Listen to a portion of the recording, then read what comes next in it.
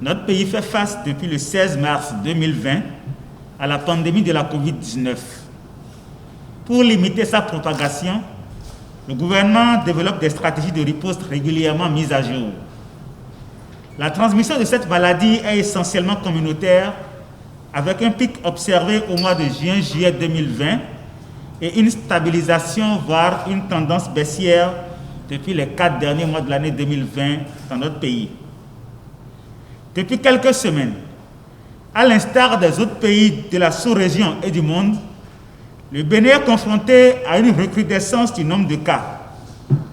Ainsi, depuis le 1er janvier 2021, le nombre moyen de cas confirmés par jour a doublé, passant de 8 à 17. Le nombre de cas graves suit la même tendance. À la date du 19 janvier 2021, le Bénin compte 3 595 cas confirmés à la PCR, dont 3 290 guéris, 250 patients en cours de suivi, dont 38 cas graves et 5 décès enregistrés en 20 jours, portant à 48 le nombre de pertes en vies humaines liées à cette pandémie au Bénin. Ces cas graves et décès sont enregistrés surtout chez les sujets à risque, âgés de plus de 60 ans, porteurs de diabète, d'hypertension artérielle, d'accident vasculaire cérébral, souffrant de drépanocytose, d'obésité, d'asthme et d'autres maladies cardiovasculaires ayant consulté tardivement.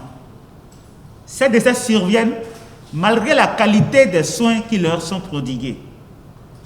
Pour maîtriser la situation épidémiologique actuelle, le gouvernement prescrit le respect strict des mesures barrières, à savoir le port systématique de masques, le lavage des mains à l'eau et au savon, ou encore la désinfection des mains avec la solution hydroalcoolique et le respect de la distance de sécurité sanitaire d'au moins 1 mètre entre personnes, la consultation précoce ou l'appel du 136 au moindre signe faisant penser à la COVID-19 ou assimilable à des signes de grippe ou de paludisme, fièvre, toux, éternuement, rhume, diarrhée, perte du goût ou de l'odorat, difficultés respiratoires pour ne citer que ceux-là, le dépistage et la mise sous traitement présomptif systématique de tout cas suspect dans les formations sanitaires et les sites dédiés à cet effet sur toute l'étendue du territoire national.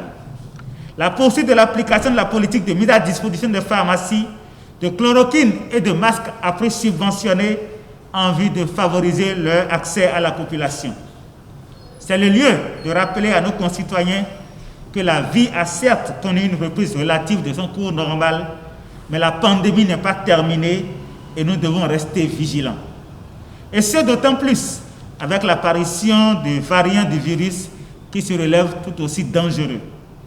Nous devons par-dessus tout penser à la protection des personnes fragiles de notre entourage qui payent un lourd tribut au virus. Nous devons plus que jamais redoubler d'attention et de discipline pour venir à bout de la COVID-19. Le gouvernement reste attentif à l'évolution de la situation qu'il évalue quotidiennement.